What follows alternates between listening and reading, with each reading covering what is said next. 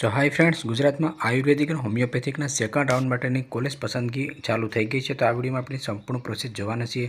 ઘણા બધી વિદ્યાર્થીઓનો પ્રશ્ન આવી રહ્યા છે કે લોગિન નથી થતું, તો સ્ટેપ બાય સ્ટેપ આપણે એની માહિતી પણ આપણે જોઈશું. તો મેડિકલ એડમિશન ગુજરાતની ઓફિશિયલ વેબસાઇટમાં આવ્યા પછી અહીંયા તમને આયુર્વેદિક, હોમિયોપેથિક અને 15% એસએફઆઈ આયુર્વેદિક અને હોમિયોપેથિક જોવા મળશે. તો જો તમે એસએફઆઈ 15%માં પણ એપ્લાય કરેલું હોય તો એમાં પણ તમારે કોલેજ પસંદગી કરવાની રહેશે. હવે જે પણ વિદ્યાર્થીઓ ગુજરાતમાં રજિસ્ટ્રેશન કરેલું હોય એ અહીંયા આયુર્વેદિક અને હોમિયોપેથિક જોવા મળશે. એના પર ક્લિક કરશે તો અહીંયા તમને જે પણ અપડેટ થયેલું મેરિટ લિસ્ટ છે કે જે વિદ્યાર્થીઓએ નવું રજિસ્ટ્રેશન કર્યું હતું એ વિદ્યાર્થીઓને મેરિટ લિસ્ટ તમને જોવા મળશે. અને રાઉન્ડ 1ની જે કેન્સલ સીટ થયેલું છે એની પીડીએફ પણ તમને જોવા મળશે. તો જે પણ રાઉન્ડ 1માં કેન્સલ સીટો થયેલી છે એ તમામ સીટો છે એ નોન રિપોર્ટેડ ગણાય, એટલે કે એ જે સીટો છે એમાં તમે સેકન્ડ રાઉન્ડમાં એડમિશન છે એ મેળવી શકો છો. તો ઉપર અહીંયા તમે આવશો તો લોગિનનો ઓપ્શન તમને જોવા મળશે. એના પર તમે ક્લિક કરશો. એના પર ક્લિક કરશો તો હવે અહીંયા તમને કેન્ડિડેટ રજિસ્ટર એન્ડ લોગિન જોવા મળશે. એના પર તમે ક્લિક કરશો. એના પર ક્લિક કરશો. રાઈટ સાઈડમાં હવે તમારી user ID, password, 4 digit pin number અને કેપ્ચા નાખીને તમારું લોગિન છે તે કરવાનું રહેશે. ઘણા બધી વિદ્યાર્થીઓના પ્રશ્નો આવી રહ્યા છે કે સર મારું લોગિન છે એ થતું નથી. તમે વ્યવસ્થિત યુઝર આઈડી, પાસવર્ડ અને 4 ડિજિટનો પિન નંબર નાખશો અને કેપ્ચા બરાબર નાખશો એટલે સક્સેસફુલી તમારું લોગિન છે એ થઈ જશે. લોગિન થયા પછી તમારો ડેશબોર્ડ છે એ કંઈ આ પ્રકારનું જોવા મળશે. પહેલાં તમને રજિસ્ટ્રેશન ડિટેલ જોવા મળશે, ત્યાર પછી ચોઈસ ડિટેલ જોવા મળશે, રિઝલ્ટ અને ફી પેમેન્ટ ડિટેલ છે તે જોવા મળશે. તો બીજા નંબરનું ઓપ્શન તમને જોવા મળશે ચોઈસ ડિટેલ. એના પર તમારે ક્લિક કરવાનું રહેશે. ચોઈસ ડિટેલ પર તમે ક્લિક કરશો એટલે પહેલાં તમને વ્યૂ ચોઈસનું ઓપ્શન જોવા મળશે. તો વ્યૂ ચોઈસનું ઓપ્શન છે એ તમે જ્યારે કોલેજ પસંદગી કરી લો ત્યાર પછી જોવામાં આવતું હોય છે. તો બીજા નંબરનું ઓપ્શન જોવા મળશે અવેલેબલ ચોઈસ. એના પર તમારે ક્લિક કરવાનું રહેશે. અવેલેબલ ચોઈસ પર ક્લિક કરશો એટલે કઈ કોલેજો છે એને પરમિશન મળેલી છે અને કઈ કોલેજોમાં કેટલી ફી છે એની જે પર રિયલ માહિતી હશે એ તમને અહીંયા જોવા મળશે. તો અહીંયા જે પણ કોલેજો છે એની કેટલી ફી સ્ટ્રક્ચર છે અને કેટલી કોલેજોને પરમિશન મળેલી છે એ કોલેજો તમને અહીંયા જોવા મળશે. તો આ જે પણ કોલેજો તમને જોવા મળશે એ કોલેજો તમારે કોલેજ પસંદગીમાં નાખવાની રહેશે. તો અહીંયાથી જે તમારી પસંદગી અનુસાર તમે ફી સ્ટ્રક્ચર છે અને કોલેજની માહિતી છે એ જોઈ શકો છો. ત્યાર પછી નીચે તમને જોવા મળશે ઇન્સ્ટિટ્યૂટ ડિટેલ. એના પર ક્લિક કરી અને તમે કઈ કોલેજમાં ટ્યુશન ફી કેટલી છે, હોસ્ટેલની ફી કેટલી છે, જમવાની એટલે કે મેસ ફી કેટલી છે એની માહિતી તમે મેળવી શકો છો.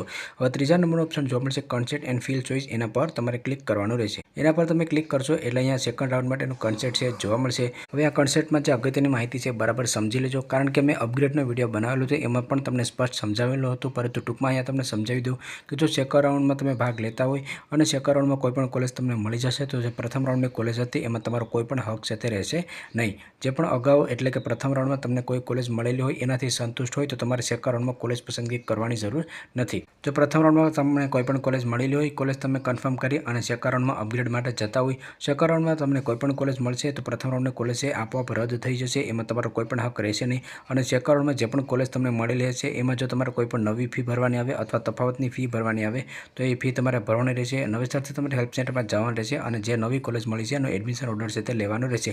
એટલે કે સેકન્ડ રાઉન્ડમાં જે પણ કોલેજ મળેલી હશે એને જો તમે કન્ફર્મ નહીં કરો તો પ્રથમ રાઉન્ડની કોલેજ તો તમારી ઓટોમેટિક જ રદ થઈ ગઈ છે. તમારી પાસે કોઈ પણ સીટ કોલેજ છે તે રહેશે નહીં. તો સેકન્ડ રાઉન્ડમાં તમે અપગ્રેડ માટે જતા હોય તો સેકન્ડ રાઉન્ડમાં તમારી પસંદની કોલેજ હોય એ તમારે એડ કરવી. સેકન્ડ રાઉન્ડમાં તમે કોઈ પણ કોલેજ પસંદગી કરેલી છે અને સેકન્ડ રાઉન્ડમાં તમને કોઈ પણ કોલેજ અપગ્રેડ નથી થતી એટલે કે નવી કોલેજ નથી મળતી, તો જે પણ પ્રથમ રાઉન્ડમાં તમે કન્ફર્મ કરેલી કોલેજ છે એમાં તમારો જ હક રહેશે, એટલે કે એ કોલેજ તમારી પાસે રહેશે. હવે નીચે તમને આઈ એક્સેપ્ટનું બટન જોવા મળશે. તો એના પર ક્લિક કરી અને તમે પ્રોસેસના બટન પર ઓકે કરવાનું રહેશે. એના પર ક્લિક કર્યા પછી ફરીથી અહીંયા જે પણ તમારી જૂની કોલેજો તમે એડ કરી તે તમામ કોલેજો તમને જોવા મળશે. તો હવે અહીંયાથી તમારે કોલેજ પસંદગી કરવાની રહેશે. તો કોલેજ પસંદગી કરવા માટે અહીંયા તમારે બ્રાન્ચનું ઓપ્શન જોવા મળશે. એના પર તમે ક્લિક કરશો. એના પર ક્લિક કર્યા પછી તમારે આયુર્વેદિકમાં લેવું છે કે હોમિયોપેથિકમાં લેવું છે તમારી પસંદગી અનુસાર તમારે સિલેક્ટ કરવાનું રહેશે. એ સિલેક્ટ કર્યા પછી ઇન્સ્ટિટ્યૂટ ટાઈપ જોવા મળશે. એમાંથી તમારે ફક્ત ગવર્મેન્ટમાં લેવું હોય તો ગવર્મેન્ટ પસંદ કરશો અને પ્રાઇવેટમાં લેવું હોય તો પ્રાઇવેટ પસંદ કરશો અને બંનેમાં લેવું હોય તો બંને પણ તમે પસંદ છે કરી શકો છો.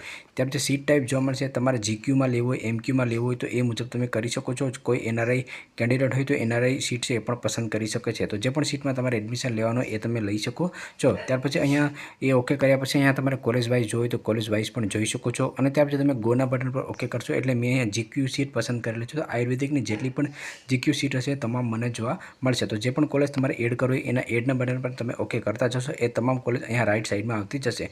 તમે આયુર્વેદિકની સાથે હોમિયોપેથિક એડ કરવા માંગતો હોય તો હોમિયોપેથિક પણ સિલેક્ટ કરી શકો છો. ગવર્મેન્ટ કોલેજ પસંદ કર્યા પછી તમારે એની સાથે સેલ્ફ ફાઇનાન્સ કોલેજો પસંદ કરવી તો સેલ્ફ ફાઇનાન્સ છે એના પર ક્લિક કરશો અને જો તમને એવું લાગે કે તમારો સ્કોર બહુ ઓછો હોય અને તમે મેનેજમેન્ટ કોટાની ફી ભરવા માટે પણ સક્ષમ હોય તો અહીંયાથી તમારે MQC એ પણ સિલેક્ટ કરવું હોય તો તમે કરી શકો છો। એ સિલેક્ટ કર્યા પછી તમે ગોના બટન પર ઓકે કરશો એટલે ગુજરાતમાં જેટલી પણ આયુર્વેદિકની સેલ્ફ ફાઇનાન્સની મેનેજમેન્ટ કોટાની સીટો હશે એ અહીંયા આવી જશે। તો તમારી પસંદગી અનુસાર તમારી ફીના બજેટ અનુસાર અને તમારી શહેરની પસંદગી અનુસાર અહીંયાથી તમે ગવર્મેન્ટ કોટાની સીટો, મેનેજમેન્ટ કોટાની સીટો, ગવર્મેન્ટ કોલેજની સીટો અને સેલ્ફ ફાઇનાન્સ કોલેજની સીટો પસંદ કરી શકો છો। જે પણ કોલેજો એડ કરવે એડના બટન પર ઓકે કરશો એટલે રાઈટ સાઈડમાં આવી જશે।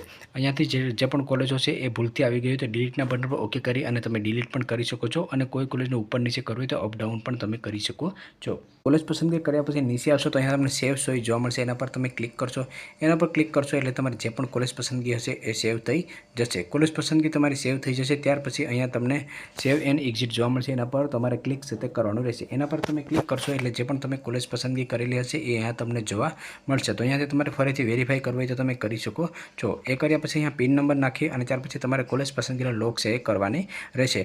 અને જો તમારી કોલેજ પસંદગી છે એમાં કાંઈ પણ પ્રકારનો તમારે ફેરફાર કરવો હોય તો અહીંયાથી પિન નંબર નાખી અને તમે મોડિફાઈ ચોઈસ પર ઓકે કરી અને સુધારો પણ કરી શકો છો।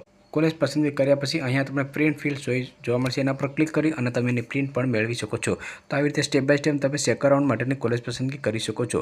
પ્રથમ રાઉન્ડ છે એ તમારો ફ્રી એક્ઝિટ હતો એટલે કોઈ પ્રોબ્લેમ નહોતો, પરંતુ સેકન્ડ રાઉન્ડ છે એ તમારો ફ્રી એક્ઝિટ નથી, તો સમજી વિચારીને કોલેજ પસંદગી કરવી। જો સેકન્ડ રાઉન્ડમાં તમને કોઈ પણ કોલેજ મળશે અને તમે કોલેજ કન્ફર્મ નહીં કરો તો મેરિટ લિસ્ટમાંથી તમારું નામ નીકળી જશે અને ત્રીજા રાઉન્ડમાં ભાગ લેવા માટે તમારે ફરીથી 11,000 રૂપિયા છે તે ભરવા પડશે, કારણ કે સેકન્ડ રાઉન્ડ છે એ તમારો ફ્રી એક્ઝિટ નથી। આ ઉપરાંત પણ ત્રણેય રાઉન્ડના નિયમ સમજવા માટે અપગ્રેડનો વિડીયો મેં ઓલરેડી બનાવેલો છે, એ વિડીયો પણ તમે જોઈ શકો છો। અને વધારે પર્સનલ માહિતી જોઈતી હોય તો તમે અમારા પેડ કાઉન્સેલિંગ પ્લાનમાં પણ જોડાઈ શકો છો, જેના માટેના નંબર તમને ડિસ્ક્રિપ્શનમાં મળી જશે।